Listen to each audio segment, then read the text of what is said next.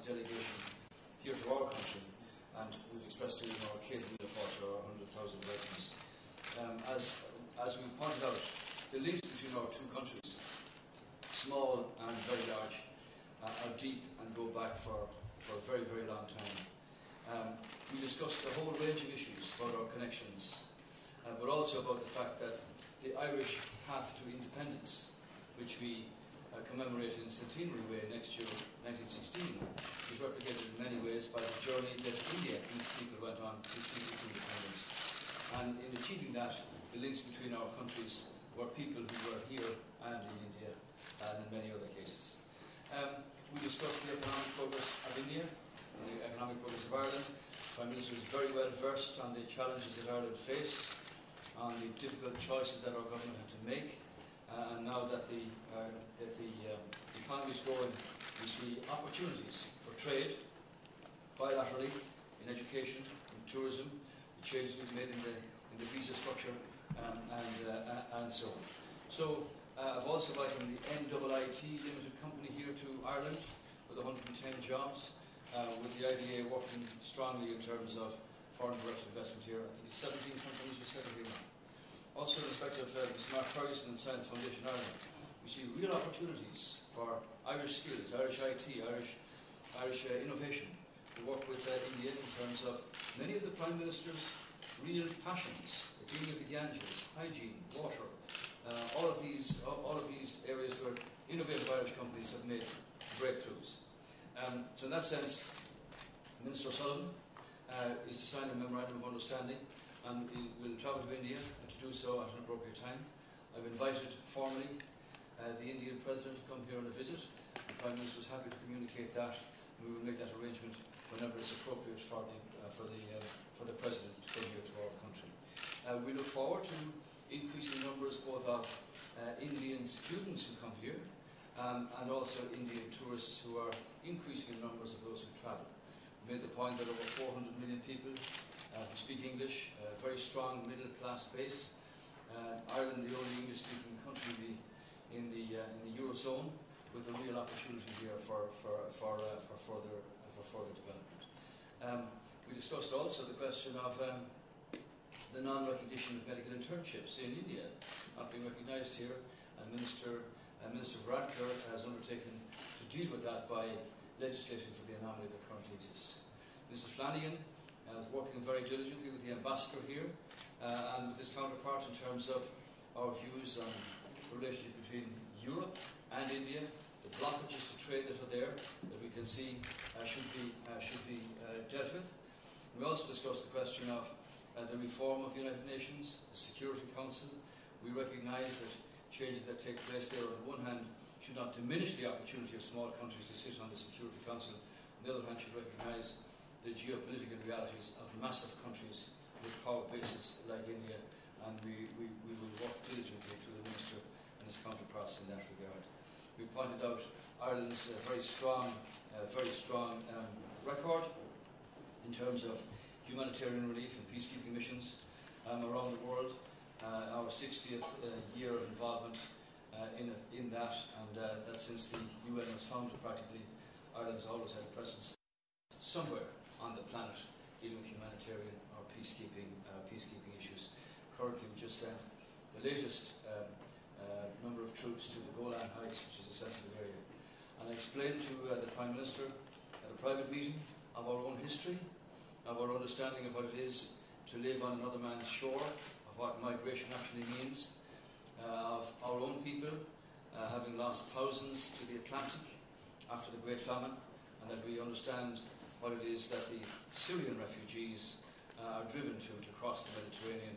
We've sent down our naval vessel down there for a thorough trip on humanitarian issues. So we've enjoyed the conversation. Again, Prime Minister, it's our privilege, real privilege, to welcome you here, and we assured ourselves on behalf of the peoples that it would not be 60 years again before the link is made at Prime Ministerial level, whoever represents that, between Ireland and India and Ireland. So thank you very much.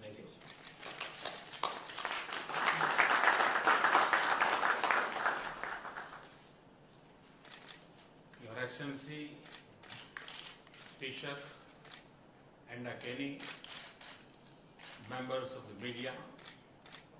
It is truly a pleasure to be here in Ireland. Short this visit may be, it is historic. It has taken 59 years for an Indian Prime Minister to visit Ireland. Thank you for your very warm reception and gracious hospitality. Thank you for your kind words of friendship for India. India and Ireland share much in common. We can compare notes on our shared colonial history. Our constitutions have something sacred in common. The directive principles of state policy in the Indian Constitution are inspired by the Irish Constitution. Irish experts gave us institutions like the Geological Survey of India and the first Linguistic Survey of India. Today, sports manufacturers in India keep going Ireland's passion for rugby. From the friendship between Rabindranath Tagore and W.B. Yeats to the spiritual contribution of Sister Nivedita in India, the Irish and Indian people have formed strong bonds of affinity. Today, 26,000 Indians constitute a vibrant part of the Irish community. And the victims of the bombing of the Air India Kanishka aircraft find a resting place here. In the 30th anniversary year of that tragedy, we thank you once again for the memorial that honors them. In the pain of their unfading memory, we are also reminded of all that binds us today, our values and our aspirations and the challenges that we all face today. India and Ireland must seek closer partnership and cooperation. India and Ireland are among the fastest growing economies of Asia and Europe. We are pleased that our bilateral trade and investment ties are growing despite global and regional uncertainties. Our economic partnership can have a strong technology focus, information technology, biotechnology, and pharmaceuticals, agriculture, and clean energy. Greater sensitivity of the European Union to India's commercial interests and challenges will help us resume discussions on India-UE broad-based trade and investment agreement.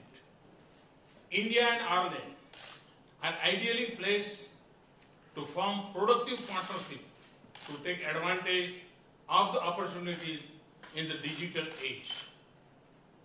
I hope that our joint working group of information technology will meet soon to chart out the roadmap for collaboration. I also hope that Ireland's visa policy will be sensitive to the requirements of India's information technology firms. I convey our interest in concluding a social security agreement which will be of great help to professionals from both countries. I am glad that we will soon have direct air services by airlines of both countries.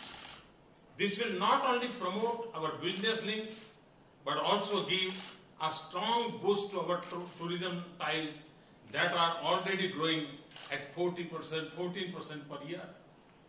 Science and technology and education are two other areas where we have a good history of cooperation and where we can do much more. India's Science Center in Karnataka is one example of that cooperation. I was pleased to exchange views on a broad range of international challenges, including terrorism, radicalization, and the situation in Europe and Asia.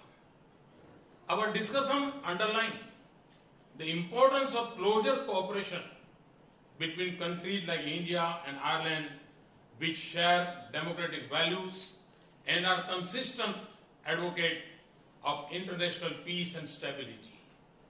In this context, we discuss the role of the United Nations and its Security Council in meeting these challenges in the 21st century. India and Ireland have been partners in peacekeeping operations. I thank Ireland for its leadership in sustainable development goals. I sought Ireland's support for the reforms of the UN Security Council within the fixed time frame, in particular for successful conclusion of intergovernmental negotiations in the 70th year of the United Nations. I also sought his support for India's permanent membership of the Reformed Security Council. India and Ireland are peace-loving countries. We have both been at the forefront on non-proliferation. We respect Ireland's strong and principled position on this issue.